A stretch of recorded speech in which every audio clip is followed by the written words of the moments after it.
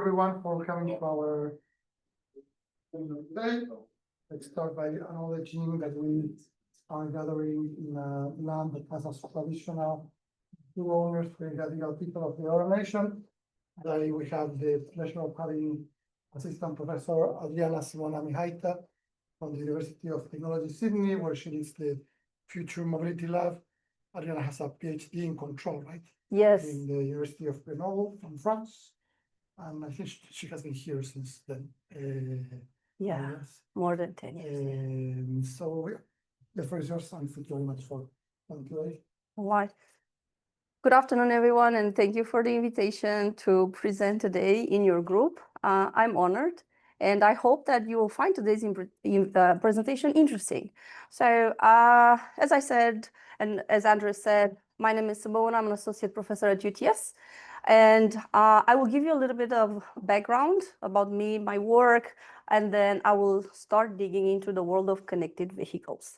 In UTS, I'm part of the Data Science Institute. It's a research-intensive institute, meaning that academics in there don't teach, but their focus is mostly to work with government and industry partners in order to solve some of their issues. So it's really focused on bringing a value and an impact to some real-world problems. We've been working with transportation agencies, water agencies, energy companies, and so on. Inside the institute, one of the focus is around transport and mobility, and I'm the one leading a small team working on that one. So today you get a flavor of a part of the work that I've been doing. Over the years, we have been lucky enough to get funding for our work from the Australian Research Council, from IMUS CRC, and even from Horizon Europe for organizing dual PhDs between France and Australia, meaning that students will graduate with two diplomas, one recognized in France and one recognized in Australia. Of course, working with Transport for New South Wales and the other departments around. But what I would like to also mention is that over the years, we have worked with the Australian energy market operators and also with funding from ARENA, focusing on the uptake of electric vehicles.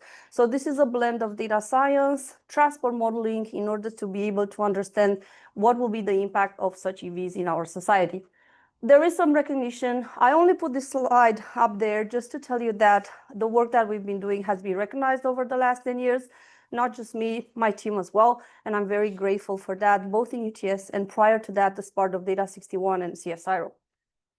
So today's presentation, I will actually introduce you to the problem that we're facing today, and then slowly converging towards what are connected vehicles, what's happening currently in the market, and then I will go deeper into the data structure analysis, how we have used this type of data in the past projects, and what I'm doing at the moment that is that I'm passionate about.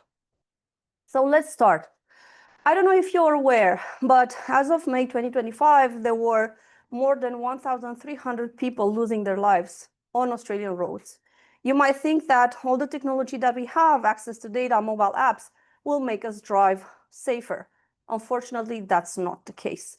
Governments have released several strategies to be able to reduce this number down to 0 by 2030. As you can see, we are definitely not on track. We are quite the opposite. We are having more and more crashes, and everybody is wondering why. What can be done for us to be able to improve road safety? Over the past few years, there has been a huge progress in the vehicle-to-vehicle adoption, connected vehicle technologies. What does that mean? Basically, vehicle that can communicate with all the vehicle around them, but also with the infrastructure, sending their positioning and sending their alert messages so that people are aware where they are and whether they will enter potential collisions. This type of communication between vehicle and the infrastructure actually brings real-time benefits and value to improving the way we drive. It has been proven that, for example, if you use your ADAS system, those of you that drive and have cars with ADAS, you have almost 29% of less likelihood to be involved in a crash. So listen to the ADAS next time you get one of these warnings, because it can save your life. Around the world, the topic of connected vehicle has been very popular in the last few years. I would have to emphasize more in the United States of America. As you can see, there are a lot of publications that really focus on the topic of connected vehicle, what's the likelihood of crashes happening in intersections. Can we do that to do a near miss detection in advance, and so on. It's really exciting. So definitely the connected vehicle topic is gaining more and more attraction internationally and in Australia. So let's talk a little bit about the market, the connected vehicle market. So what's happening? When you hear connected vehicle market, you have to know that there are four major kind of categories in which they fit. So a big market is actually the road safety market. These are all the technologies and CITS that we install on our roads, like variable message signs or all sorts of like warning devices to help protect workers, for example, and so on. Then we have the connected car market, the one that I just explained, right? The devices that go inside the car to make them communicate. There's now the autonomous vehicle market coming and emerging, and you've probably seen a lot of videos with autonomous vehicles already traveling in the US and trialing around the world. However, there's one emerging market, which is this one, the vehicle analytic market. Basically, this is the one that collects all this intelligence from the connected vehicles in order to be able to use that and provide road intelligence to the traffic agencies. So I believe that this has a huge potential to grow into the future. Now, when you look at that, there's definitely a huge growth acceleration across all these four markets. I'm not going to enter into all details, but for people that want to know whether connected vehicle, is just a topic that will fly by, it's actually here to stay. And I believe that you will hear more and more of investments that are being done across this whole four segments that I just presented earlier. But however, it's not easy. Internationally, there have been a lot of companies that have tried in the past 10 years to look at connected vehicle intelligence and provide that to state government agencies. This is a list of various companies around the world that are collecting this connected vehicle data. As you can see, probably some of them might sound familiar to you, Wejo, Autonomous, Smart Car, and so on. However, although it has started, as you can see, from 2013, right? So it's more than 10 years already, right? You might think this should have got to a maturity level. Unfortunately, already two of those went bankrupt. It's very difficult to actually sell and make a profit out of connected vehicle intelligence. So it's a very sensitive market, also due to the privacy. And I'll get that into 1 second. In Australia, there's a company which is called Compass IoT. So they have been around since 2018. And a few numbers about them. So I've been working with them for the last 4 years. They are actually tracking 1 million trips daily. And they work with 64 OEM partners in order to get this connective data basically out of them. They're spread over many countries, mostly in Australia, New Zealand, US, UK. They have also in Europe. However, due to the regulation in Europe, they have strict privacy and they cannot be as free as you can see now in Australia. I'm going to go now into the data structures and investigation. But before I do that, I'll just make a short stop. Does anyone have any questions so far before we go into the data structure and all this? I'll make some stops throughout the presentation so you don't get bored. And also, if you have questions, you can ask me at any time.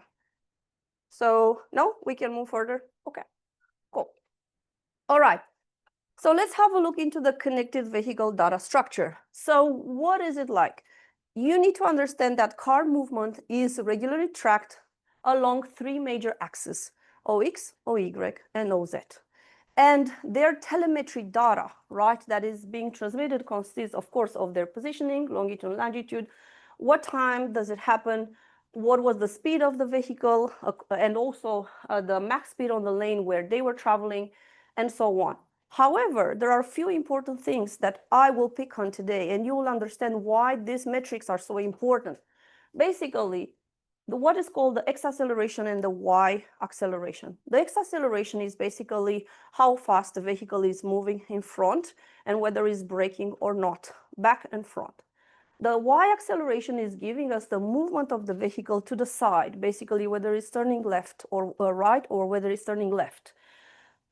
And another important factor that is being collected and transmitted is this G-force. This G-force is the gravitational force of the vehicle when it's involved in a specific kind of like moment of driving. So I will tell you a lot more about this one, but keep in mind that telemetry data, connected vehicle data, is really a combination of vehicle positioning, swerving, maneuvers, and speed and G-force. Using that data, then basically a combination of this can be done to understand whether this vehicle has been involved in near-miss events.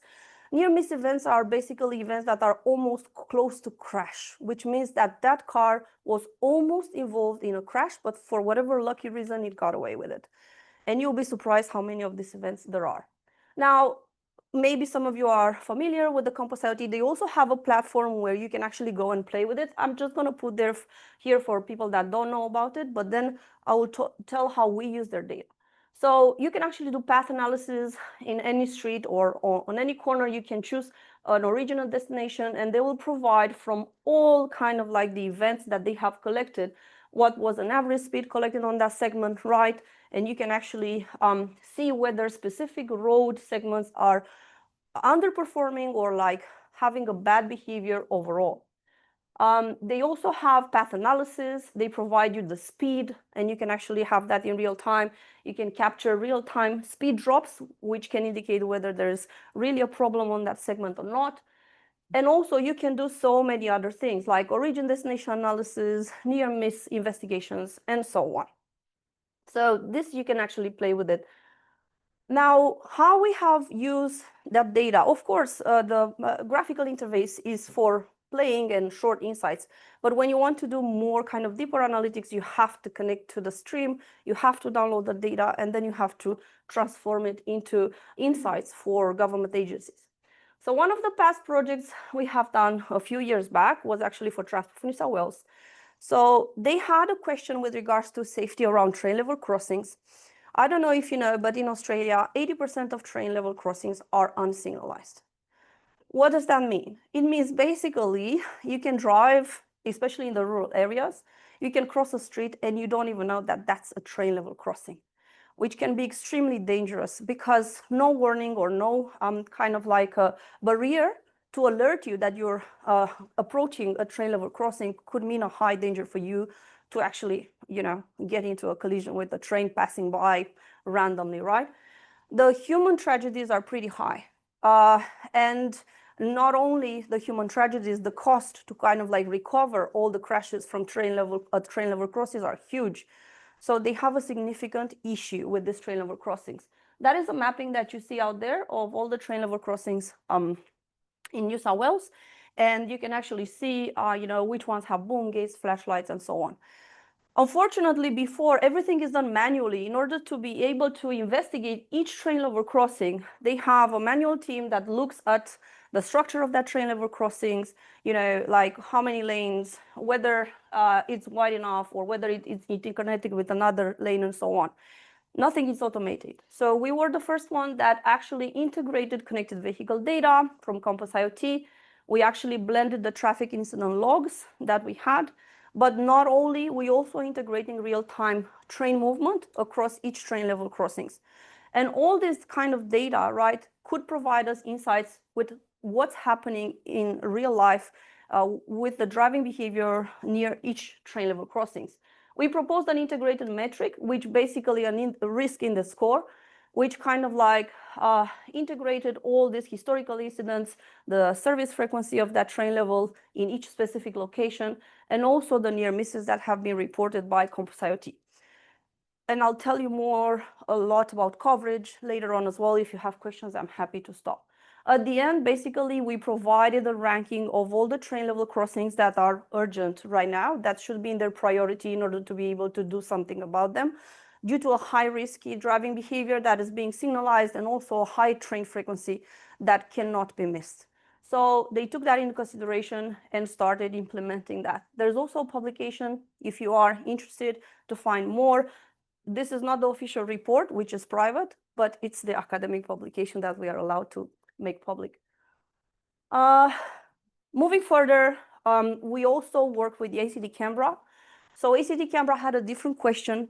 They were basically wondering why a lot of their intersections are having high amounts of crashes, and they know that Canberra is a small city, right? In general, it's not the high traffic as in Sydney. However, they were extremely worried about having too many crashes happening lately. So we did very similar thing where we aggregated all the connected vehicle data, past crashes, but also this time with the geometry structure of each intersection in the city of Canberra. And then the same kind of similar style where we basically aggregated all the data-driven feature and the geospatial feature and gave them a ranking of the most dangerous kind of intersections where repetitive kind of like risky driving behavior and crashes tends to happen.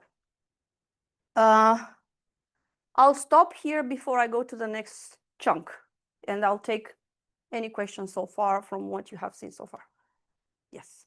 Did you observe any crashes in the compass IoT data or hard braking maneuvers, or was it just interruptions? Hard braking maneuver, a lot of them. Hard braking maneuver, hard turning movements, and these are all transformed into near miss events that are almost close to crashes. And I'll talk later on about an overlaying with the official crash data that we collected, and you will see the starking importance of that. Any question? This compass IoT data generally comes from modern cars with ADAS type of technology installed. How does that affect your results? I will show you a map with penetration rates from Compass IoT. And you're right, it comes from vehicles that are equipped with connected vehicle technology to be transmitted. Of course, older cars cannot be traced like that. So definitely a lower penetration rates that you would expect. However, not so insignificant. And I'll have a video on that one in just a few slides. Yeah. Anyone? A hand in the back? No? Oh, good. Okay. Moving forward, so this is work that I've been doing recently as part of the Jenny Edwards Fellowship with some of my students, research assistants, and I have two parts in this one part from New Zealand and one part from Australia.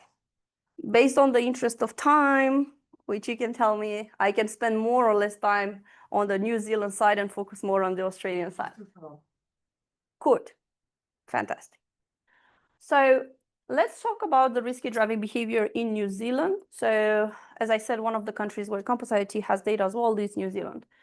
And one of the focuses we had was to really look whether there is a different pattern of driving behavior in New Zealand as compared to Australia and understand why. So in New Zealand, we connected near miss points. So this study, basically for this study, we only had data until 2023. For the Australian one that you're going to see, it's data until now, 2025, just very recently. So don't criticize me if I stopped in 2023, but I did for a good reason. Collecting all this near point information with all, like in the format that you have seen previously, and then taking everything into consideration, like the mapping of a street layout of the whole streets. And then eventually, let me see if basically aggregating all of these ones into what we call the table of features that can lead us to insights. Once we got the geometrical structure of the road layouts, we only did this for the city of Auckland.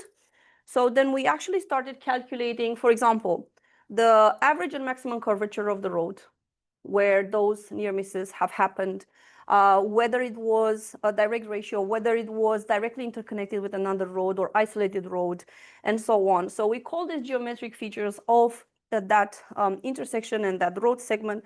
But then we also went to, hey, what was the speed limit on that road? How many lanes? How long was the segment? And basically how well it was connected. So the topologically connectivity to other roads, and so on. We call this all, like, if you want, geospatial features that are being extracted. And eventually we wanted to be able to match all these near misses events to the structure that we had. We had just a very simple target. This is a very simple problem. It's a binary classification problem. We wanted to see if in specific locations, it's a braking dominant or steering dominant. What I mean braking dominant, it means that people in that intersection, they tend to brake a lot, not steer, or vice versa. And why would this happen? So we've continued with Auckland Council data. So they have all the LGA shapes that you see as well in Australia. And adding on top of that, all the traffic speed limits for all the road segments around Auckland. We looked as well into the bicycle infrastructure and what type of bike lanes they have in New Zealand, whether they were dedicated lanes or they were a blend with traffic and so on. And then we started crunching on the data analytics. So this is just a mapping visualization, for example, of all the type of events. As you can see there, 59% of all the events in Auckland were in the braking category, right? So people would brake a lot. 40% on in the steering, and combined is very, very little. So basically, there's very less chance that you will be steering and braking at the same time. So this gives us a good indication of how people are driving. And if you actually break down by speed, kind of like intervals, majority of those braking events were in the category of 20 to 40 kilometers per hour. What does that tell us? Basically, they're not overspeeding. They're having these near miss events at low speed, right? And mostly with braking, which was very interesting to find out, right? And you can definitely see there's basically only 4% of these events happening at high speed, 80 kilometers per hour. We ranked all of the suburbs with all the near miss events, did all the ranking, which one is the most dangerous, which one is the safer, etc. Provided all that insights. But here are some interesting findings. So when we actually heat mapped all these events happening, there are a few things that caught our eyes. The one, good working. The one in the top is actually showing a heat map. And what you see in there, the gray zones are actually public school areas. So you would actually expect that driving around public school should be safe, right? There's low speeds, people are dropping their kids off the school, should be safe.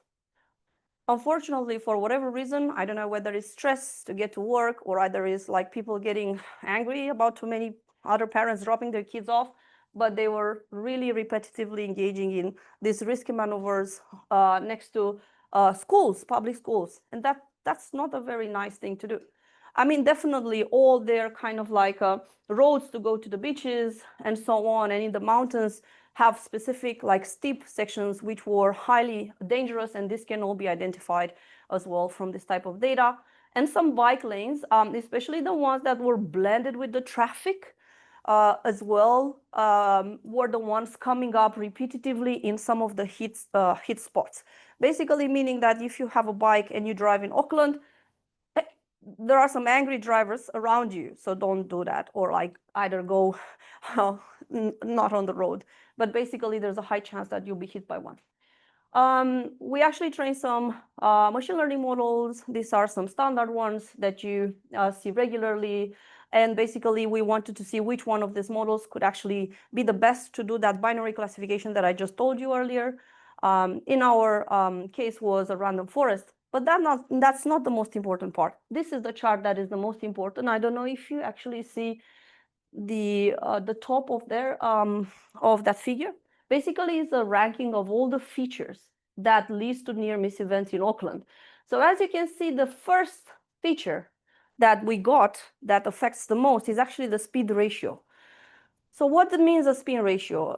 Speed ratio is actually the ratio between the speed of the vehicle when it had the near miss event over the max speed limit of that road section. So basically what is happening is that if you see like this, a small speed ratio, what does it mean, a small speed ratio? So say, for example, you have like 20 kilometers per hour, over 50 kilometers per hour.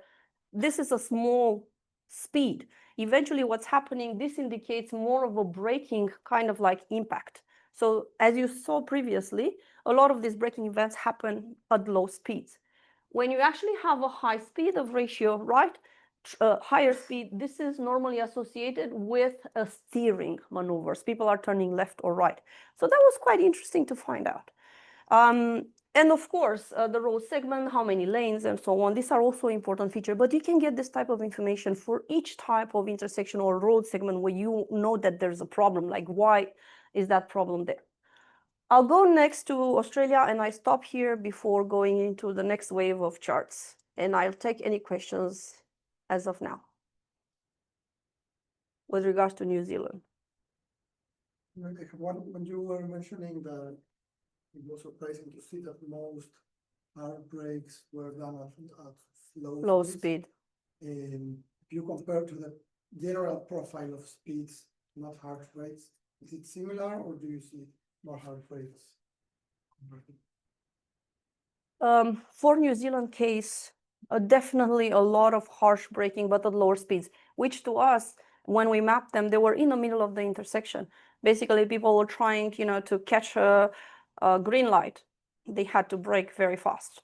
So it was not really on highways. It was in the middle of the CBD. It was just people really trying to catch up the traffic lights. From what we've seen, or simply not having enough patience to drive at slow speeds in the CBD, which might be a case as well. Yep.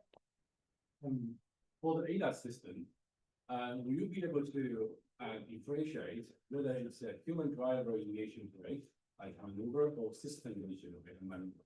Good point. So the ADAS data stream has just been started to be collected in Compass IoT. And we haven't crunched into it as of now. My intuition is that we are going to see a log of all the ADAS alerts, which can be coupled with the positioning and the maneuvers inside the car. So when we're going to be looking at the G-force event, if it was at the top highest G-force and with emergency braking, we can infer that that might have been automatically induced by the system. But good point. So this is something that has not been done before. They know it. We know it. We want to do it. What they're dealing at the moment is a huge volume of ADAS messages that are being received in a very bad format. So they struggling to get it in the correct format before being streamlined. Once that's done, I think we can start crunching on it. Yep. What are the implications of the previous slide? Was there any sort of policy decisions or what, say, changes in design parameters that came from it? Yeah, you basically, when you recommend this type of problems and attach to the infrastructure, immediately is like a warning alert that you give to them that this intersection is either badly signalized or either the speed limits are not appropriately, attached to the current infrastructure. Either you need to give early warning. So one of big issues that we had for the train level crossings, I didn't mention, is that we noticed a lot of near miss events happening where people were exiting highways and they were thinking they were going into rural roads, regular roads safe. Actually, from a highway exit, they entered directly into the train level crossing without any sufficient warning. So this was one of the repetitive cases we had with the train level crossings, and it was obvious. We told them not enough warning time for the approaching the train level crossings immediately after a motorway exit. So yes, you can do that type of recommendations, and they can change then in the infrastructure. Change the infrastructure. Haha, good point. I know that they started with 2 of them. And I also know after that, they were so panicked, they actually worked with the UK company to bring in more kind of like cheap devices to be used next to those train level crossings. And they were doing some trial and they had some success. They even won an award, I think, recently for that. But it's very small scale trial, a few of them. Here we're talking at least 1,000 that need to be equipped. You've done any kind of after studies or petition them to do an after study after their investment? Not yet. That will be good. That will be good. Okay, can I move? Yeah, okay. I guess general consensus is speed is related to crash likelihood and severity. Yes. Does this somewhat contradict that to the sort of saying most of these sort of events occur in sections of those things? I think my stand-up position is that speed, it is a factor, but it's not just the speed. It's the whole maneuvers in a dedicated tight space that you need to do in order to be able to get from A to B. So it's not just speed. It's really the interaction with the infrastructure around you and of course other vehicles. So yes, I know there's a lot of media pressure, reduce the speed, which it's a very simple way of really slowing vehicles down, which can work. However, that's not the bullet point that will solve everything. They need to look at infrastructure changes as well, especially in problematic areas. Okay, sorry. All right, in Australia. So what I've been doing recently in Australia. I'll start with this for David. So this is a video. Let me just play it. We were also curious exactly about the same thing. So as you know, connected vehicle data comes from newer cars, right? And we know that these newer cars, they might be used in specific urban areas, but not in others and so on. So what we have done here is actually a mapping of all the connected vehicle events that we had. And we have tried to benchmark them against the official traffic flow counters that Transport for New South Wales currently has in place. You know, the permanent ones. They report every 15 minutes all the traffic flow counts, and they're fixed forever. Like this data always comes in. So what we have done, we have all the bubbles that you see locations, they are located close to one of those permanent traffic flow counters. And we have actually tried to put a ratio between how many messages we get from connected vehicle data versus how many traffic flow counts we get from the official sources. So what you actually see, so bubbles that are red means that we have a more than 10% penetration rates. So basically a lot of connected vehicle data are going in there. Orange is between 5 and 10% penetration rates. And of course, green is less than 5% penetration rates. So you'll be coming and me saying, Simona, less than 5%. Well, that's not really a lot in order to make any informed decisions. And I agree with you. In a few years, give it 10 more years time, and these ratios will look totally different. But not just that. I would like to quote a professor from Purdue University saying that if using only 5% of this connected vehicle data, you can already pinpoint where the troublemaking kind of hotspots are, you already saving yourself millions of dollars by adjusting the infrastructure. So I'll say the same thing, right? Yes, it's low, it will increase. However, it's a good indicator so far that we tell the traffic agencies use it because it's extremely valuable. All right, now I'll go into a little bit more of a kind of like deep dive into the vehicle maneuver themselves. So what you see here is actually, can I get rid of this blue? Ah, better? All right. I don't know if I can put it up, but anyway, those are what we called the acceleration vectors that have been obtained from each connected vehicle movement. These are turning movements, right? As you can see here, so for example, this is how the connected vehicle data looks like. So you get this kind of like intermediary points of the trajectory before actually it stops and ends up with a high G-force, which tells us there's a near-miss event that happened around that time. So if you actually trace down and you're trying to visualize all those kind of XY acceleration, let's do this nice quadrant here that I absolutely love. So what you see on the OX is actually the speed. So on the side, a positive OX speed means that this vehicle is speeding, accelerating. When it's negative, it means it's braking, right? When you see all the values going down, especially in this low quadrant over here, basically this is the OY acceleration. OY means it's going left. So what's happening is that if you see a combination between negative OX acceleration and negative OY acceleration, it means that this vehicle, as you can see, is turning left, but it's also harsh braking at the same time, right? So this activity from data, if you're already mapping it out, you can understand what's happening with the movement of that car.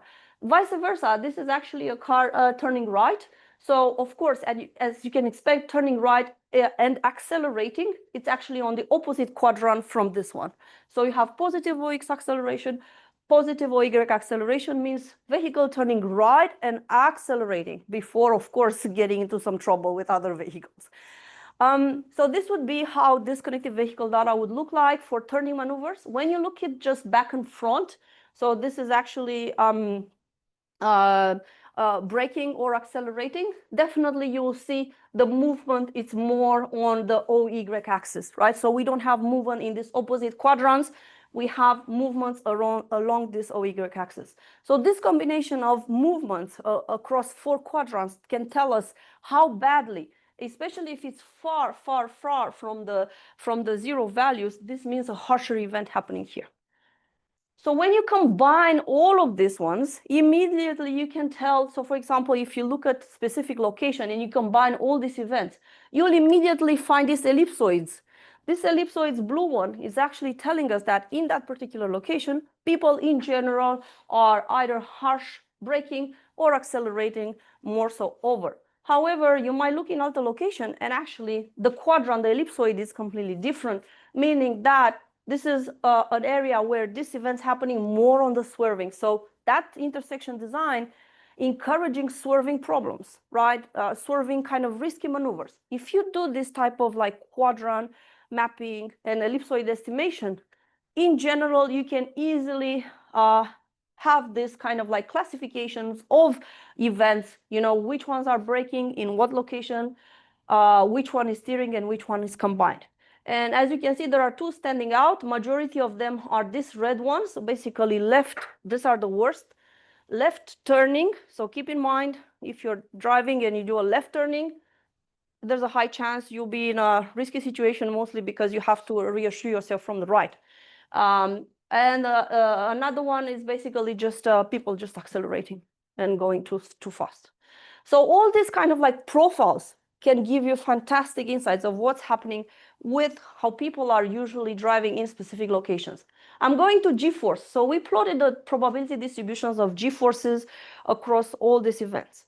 G-force is basically the gravitational force that the vehicle is pulled to the ground, and especially when it's engaging in some risky maneuvers, it spikes.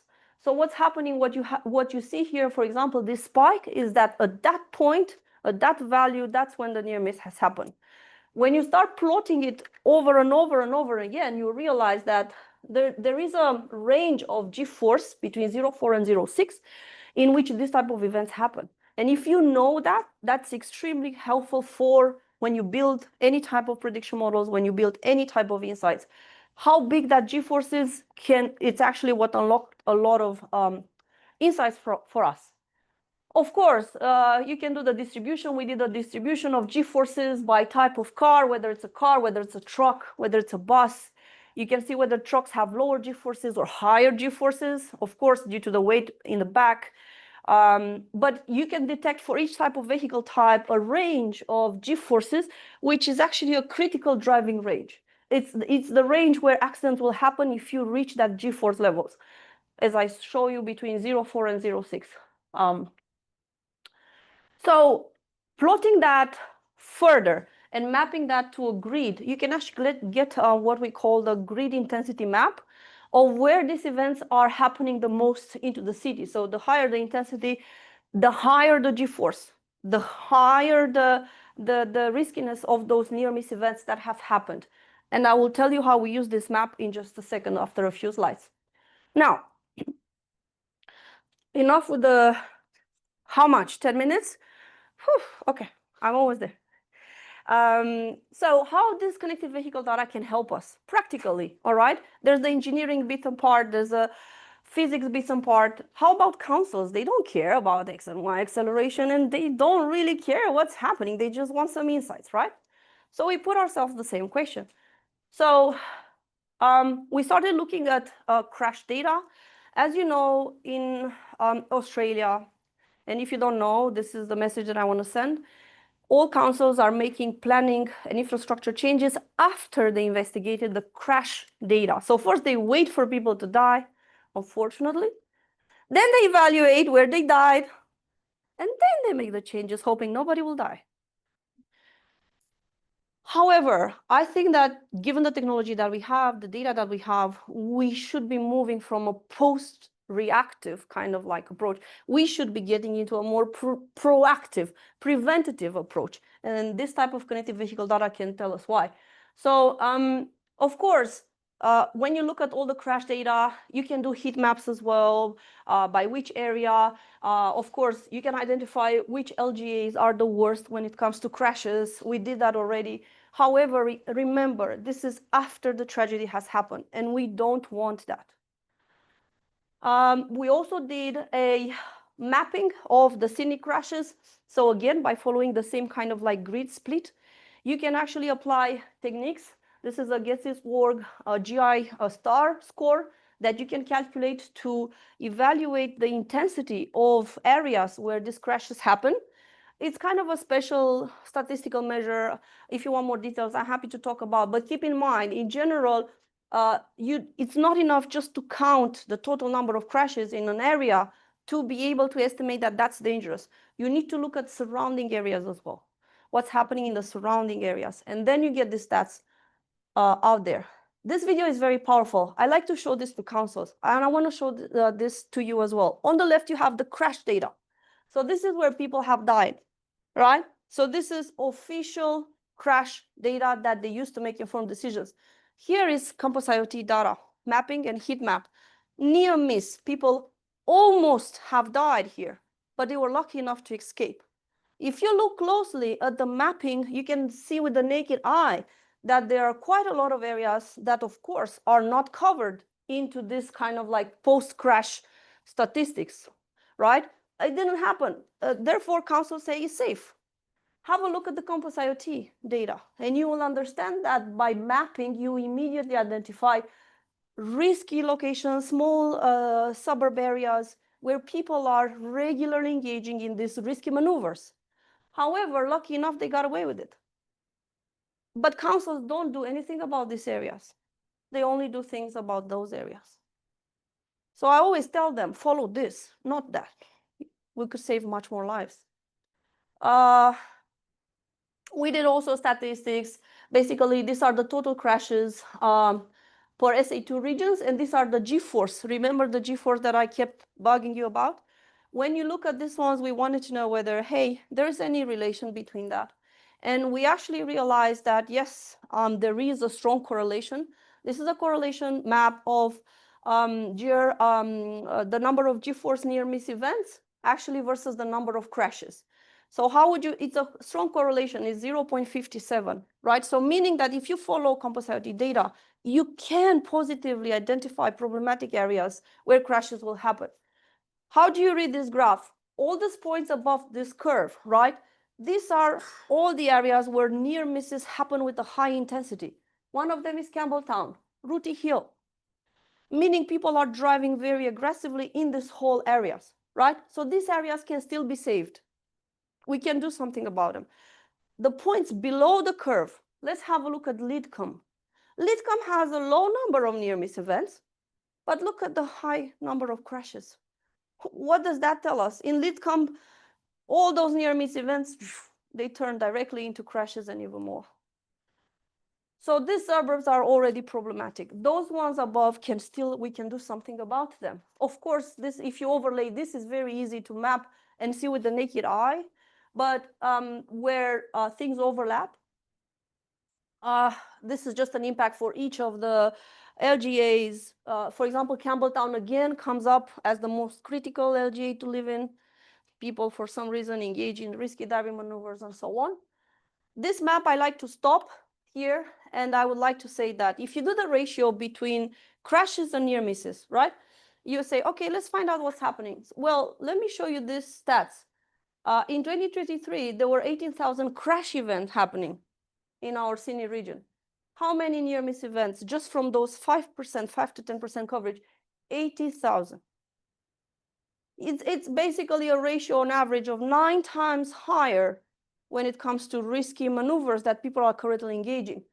And you can see definitely with the naked eye that all the Western Sydney is in a very bad shape, especially this suburb, 121 times higher risk events than actual crashes, meaning whoever lives there, whenever you get on the road, you have 121 times a higher chance that you'll get into a crash.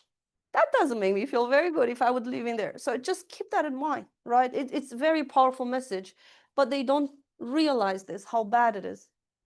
I will end up probably, I don't know if I have enough time, but this is just a visualization that I like to show councils, in which they can actually look at their areas. They can look at the fatal crashes that they had, or accidents where there were serious injuries or moderate injuries.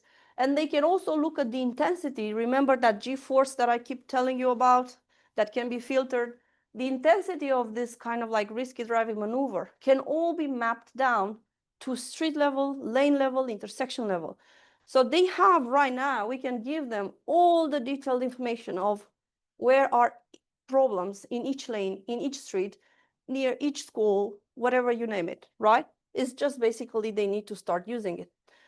This was for Penrith, and I think I had one to show you how accurate it is. This one is for the M4 intersection, I think with A9, if I remember correctly. Basically, is the entry and exit towards M4. And if you look with the naked eye, you will actually see there are a few lanes here, for example, this one, left turning movements, where all these near miss events keeps on coming and coming and coming again, especially there on the north side, right? There are a few on the left turning side as well. However, if you look on the right turning movement, not so much. What does this tell us? This should have been a well-designed, right, intersection layout, or like on-ramp, off-ramp.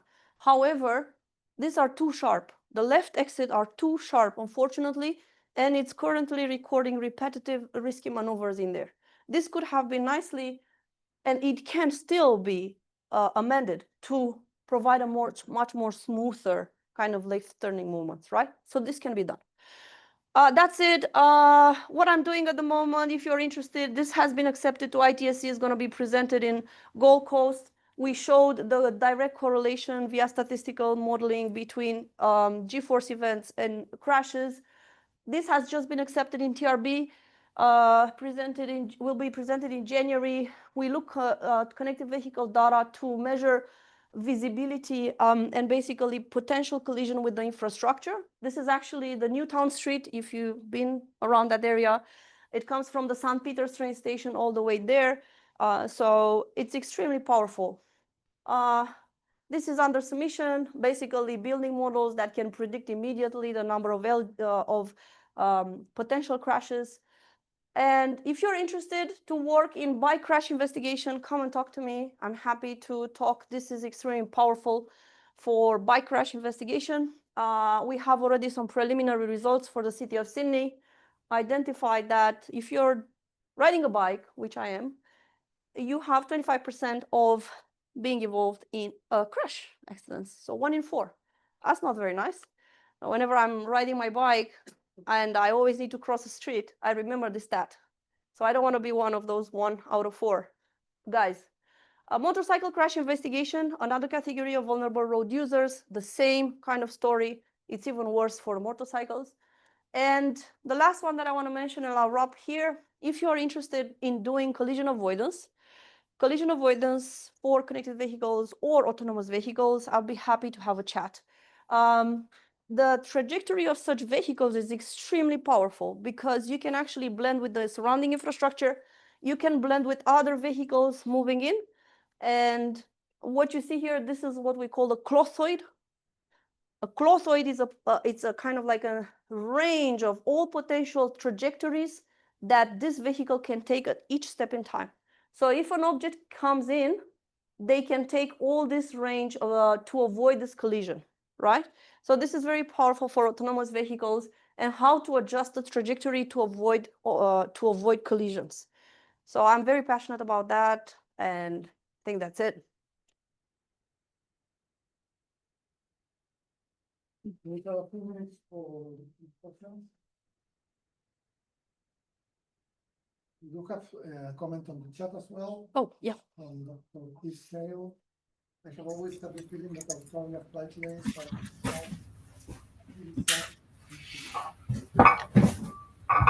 Sorry, yeah, pretty much as I said in the comment there, that I haven't been over the years, I haven't been convinced by the design of Australian bike lines. They don't look to me at all like the dedicated protected lanes that you would see in Europe. It doesn't surprise me at all to hear your figures there that actually they seem to be associated with. I don't have the exact reason for you at the tip of my fingers, but I'm not surprised that your figures are indicating that they're actually associated with higher levels of accidents. It would seem, and I think the very idea that with bike lanes, obviously we talk about protected and dedicated using those words, but at every intersection and at every point where a car might move out of a car park, all of those, all the way along the corridor, there's these unsafe elements to it. So I think sometimes the very expression protected is a little bit problematic. Maybe they're not quite as protected as they first seem. I don't know, have you any comments on any of that? But interesting work, thank you. Yeah, thank you. Yes, thank you for the comments. Yes, the bike lanes design and infrastructure at the moment, it's in a very bad shape, unfortunately. We also had a look at the correlation between the bike lane kind of like availability for each LGA versus the number of crashes. Yeah. And as expected, so for example, in the central suburbs, Sydney CBD, Alexandria, all these suburbs, unfortunately, there is not enough bike infrastructure. And unfortunately, these are the suburbs that accumulate the highest number of bike crash events and near miss events next to them. And sorry, just to ask the obvious question on all of that, it's not merely that there's an increased rate of bike usage that's leading to higher levels of. So you've filtered that out. You've filtered the proportionality Exactly. of it.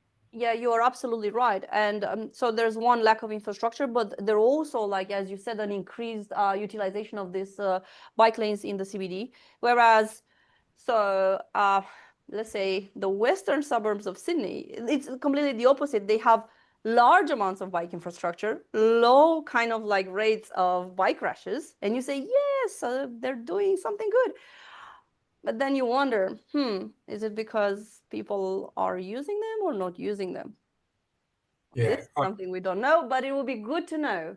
it's a very interesting topic, and I think there's a lot more research and policy discussion on this very specific issue, which is in summary, what actually constitutes safe bike infrastructure. Yeah. I think we've been very quick in Australia to simply spend money on bike lanes or whatever equals safety. Has been the narrative that I've observed, and it's obviously there's a much richer and more deeper and broader set of questions about what really constitutes safe bike networks, safe bike infrastructure. I think we're very much at the beginnings of that thought process in Australia, and I think your work can contribute to that. Thank you. Thank you. I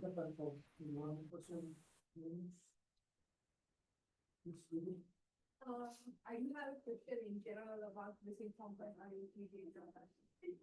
So when it comes to compass IoT data, they are like mostly dependent on GPS locations. So when we look into the compass IoT data, I'm actually working with them as well. I have seen that when it comes to the location, there are like two types. Like one is like the snap location, and the other one would be the row location. So in that case, I believe that there would be an error percentage. So how would you guys? So they say they are applying some filtering when it comes to their received positionings to map match them to the road infrastructure. So you're right in that kind of like map matching procedure that they have done. There might be some snaps coming in after that one. Remember the slide that I showed with the A4 and A9? So to me, I also question that the same problem. But when I looked closely, at the mapping along the lane level, to me, it's extremely good enough to give us exact indication on which lane is happening. I mean, if they have half an hour of precision deviation, I don't think it's that bad. I have seen, for example, when we did a trial several years ago with some trucks, they had like 4 or 5 meters deviation. That's bad, for example. If you would have, that's huge of a snap. If you have half a meter, still good enough, I say. But you're right, they have a raw positioning and then they have a map matched positioning that they themselves are trying to, because you remember the platform that they're offering, they are providing those analytics themselves as well for the government. So they had to do that map matching in order to provide those kind of like segment level origin destination. So in that way, I think it might, yeah, snap a little bit. I don't see it problematic that bad actually right now. Well, thank you very much again. Thank Simona. you. Thank you.